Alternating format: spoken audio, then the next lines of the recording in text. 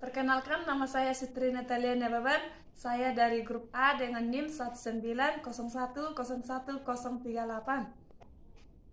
Shalom semua, apa kabar hari ini? Baiklah, sekarang kita akan belajar pendidikan agama Kristen. Tetapi sebelumnya kita bernyanyi dari Kidung Jemaat, yaitu Kami puji dengan riang, kami puji dengan riang jika Allah yang besar. Kami puji dengan riang, Dikau Allah yang besar. Bagai bunga terima siang, hati kami pun mekar. Kabut dosa dan derita, kebimbangan telah lenyap. Sumber suka yang abadi, di sinarmu menyerap. Baiklah, kita berdoa. Ya Allah Bapa yang bertahta tinggi dalam kerajaan surga, hari ini kami akan belajar, kiranya Tuhan memberkati kami pembelajaran hari ini. Terima kasih Tuhan, dalam nama anakmu Tuhan Yesus Kristus kami berdoa dan mengucap syukur. Amin. Baik, kita sekarang mau belajar, tetapi sebelumnya tolong diperhatikan kursinya udah rapi, masih ada sampah atau enggak. Oke, sekarang kita ngabsen. Semua hadir? Putri? Jessica? Siapa yang enggak hadir? Oke, semuanya hadir. Baik, tetapi kita hari ini belajar tentang sikap gereja terhadap hak asasi manusia. Tetapi materi kemarin kita sudah mempelajari tentang hak asasi manusia dalam perspektif Alkitab. Ada yang tahu pengertian dari hak asasi manusia? Ya, betul sekali. Hak asasi manusia adalah persoalan yang selalu diperdebatkan sepanjang masa. Kenapa demikian? Kalian sebagai remaja juga, remaja Kristen sudah memiliki kewajiban HAM. Kalian sebagai remaja juga sudah memiliki kewajiban HAM dalam menghargai manusia serta mewujudkan HAM itu sendiri dalam kehidupan kita sehari-hari. Baik anak-anak, yang menjadi kompetensi dasar kita hari ini yang pertama yaitu menerima HAM sebagai anugerah Allah. Yang kedua, mengembangkan perilaku yang mencerminkan nilai HAM. Yang ketiga, memahami arti HAM dan hubungannya dengan tuntutan keadilan Allah yang dikehendaki. Selanjutnya, menganalisis berbagai pelanggaran HAM yang di Indonesia, termasuk kehidupan kesejahteraan manusia. Dan yang berikutnya adalah menerapkan sikap perilaku serta menghargai HAM. Tujuan kita mempelajari materi ini yaitu supaya kita memiliki pemahaman yang baik tentang mengenai HAM dan cakupannya, mengenai kenyataan dan pelaksanaan HAM di Indonesia. Yang kedua, kita memiliki kesadaran yang penuh bahwa setiap orang Kristen terpanggil untuk secara proaktif mewujudkan HAM dalam kehidupannya. Baik, adapun yang menjadi nats pendukung dalam materi kita tentang sikap gereja terhadap hak asasi manusia dapat kita buka dalam Matius 22 ayat 27 sampai 40. Di sini dapat ditulis bahwa jawab Yesus kepada mereka, kasihilah Tuhan Allahmu dengan segenap hatimu, dengan segenap jiwamu, dan dengan segenap akal budimu. Itulah hukum yang terutama dan yang pertama. Dan hukum yang kedua yaitu dengan itu kasihilah sesama manusia seperti dirimu sendiri. Pada kedua hukum inilah tergantung seluruh hukum Taurat dan kitab para nabi. Dalam pembahasan ini kita dapat mempelajari bagaimana sikap gereja terhadap lembaga keunggulan dalam hak asasi manusia. Mengapa hal itu sangat penting? Ada yang tahu mengapa hal itu sangat penting? Ya, karena gereja menyatakan misi Allah di dunia ini, yaitu memberitakan kasih. Artinya kita harus memberitakan kasih kepada sesama kita manusia, terutama kepada Tuhan, dan perdamaian dan sukacita di dunia. Adapun kaitannya dengan misi ini yaitu gereja harus memiliki tanggung jawab di bidang HAM. bentuk tanggung jawab itu antara lain dengan mendengarkan suara kenabian melalui pemberitaan dan pengajaran serta menunjukkan keterpihakan mereka dalam pelanggaran HAM.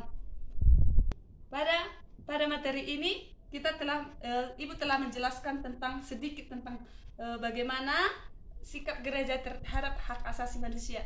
Selanjutnya kita akan melakukan diskusi tentang hak asasi manusia dan kita akan mengerjakannya sekarang.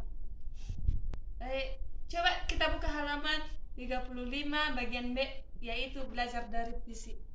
Ibu akan membacakan puisinya kepada kita di sini, yaitu saya bulan Mei 1998 di Indonesia. Aku menulis sejak ini di bulan genap raja-raja. Bangkai-bangkai terletak lengket di aspal jalan. Amarah merajalela tanpa alamat. Pikiran kusut berbentur simpul-simpul sejarah. Baik, puisi di atas ditulis oleh W.S. Rendra pada tahun 1935. Penyair terkemuka di Indonesia. Puisi ini ditulis adalah dalam rangka untuk mengenang lembaran-lembaran sejarah bangsa Indonesia ketika 1000 tahun lebih orang Indonesia banyak yang diperkosa, disiksa, dibunuh, dan dibakar. Oke, kita sudah membaca puisi tadi dan materi tersebut. Nanti ditulis di buku catatannya komentarmu terhadap puisi yang ditulis oleh W.S. Rendra yang tadi, oke? Selanjutnya kita beralih ke bagian C, halaman selanjutnya, yaitu hak asasi manusia menurut Alkitab.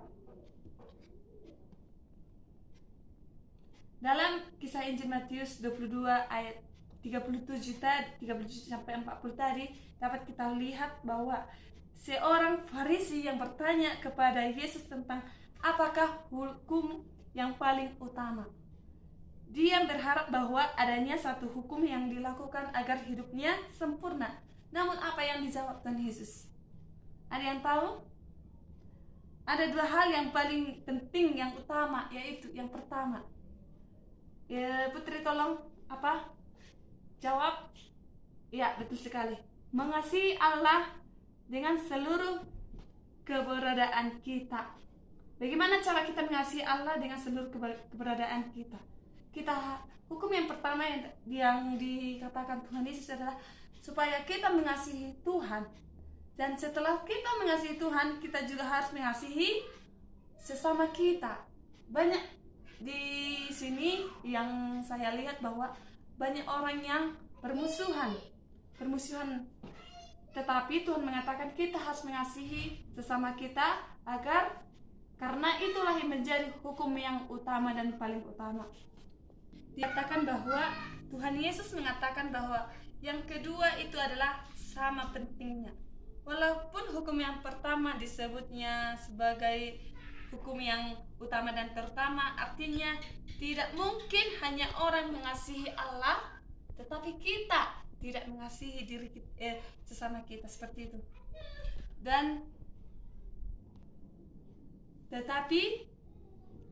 Tetapi juga hubungan yang baik dengan Allah harus juga sama dengan hubungan kita dengan sesama kita.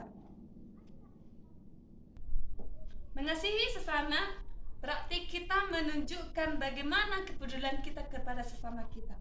Kesediaan untuk menolong, bahkan juga berkorban demi orang lain. Kepedulian kita kepada sesama mestinya harus terwujud dengan menegakkan keadilan dan Baik, kita telah mempelajari tentang bagaimana sikap gereja terhadap hak asasi manusia. Sekarang kita melakukan penugasan dalam bagian D, yaitu bagaimana praktik gereja di Indonesia sehubungan dengan hak asasi manusia. Ada di situ beberapa pertanyaan yang menjadi tugas kita. Dalam bagian D ini ada beberapa pertanyaan yang menantang daripada Jock Montman. yang lahir pada 8 April 1928. Dia seorang teolog dan dia mengatakan bahwa Allah menyatakan diri kepada Israel, orang Kristen adalah Allah yang membebaskan dan menebus mereka. Di sini bagaimana gereja kita sendiri dapat menyikapi tentang hal itu?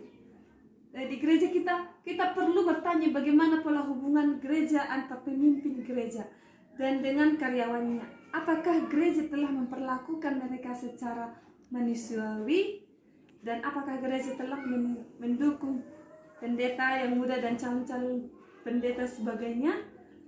Di sini dapat kita ketahui bahwa apa yang harus kita lakukan.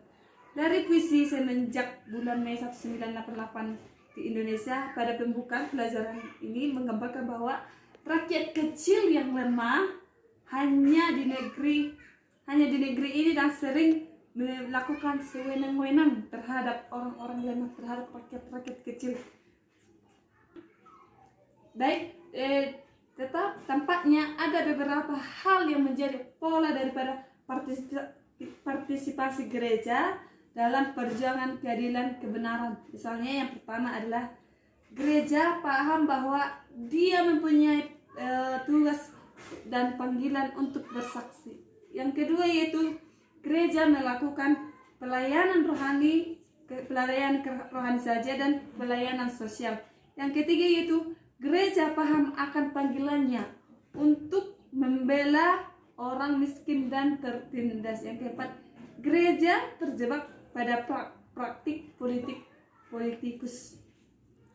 Baiklah anak-anak, karena sekarang materi kita sudah siap. Di sini kita akan melakukan, di akhir pembelajaran ini kita akan melakukan diskusi dengan 4 orang satu kelompok. Yang dapat kita diskusikan di sini yang pertama yaitu coba ditulis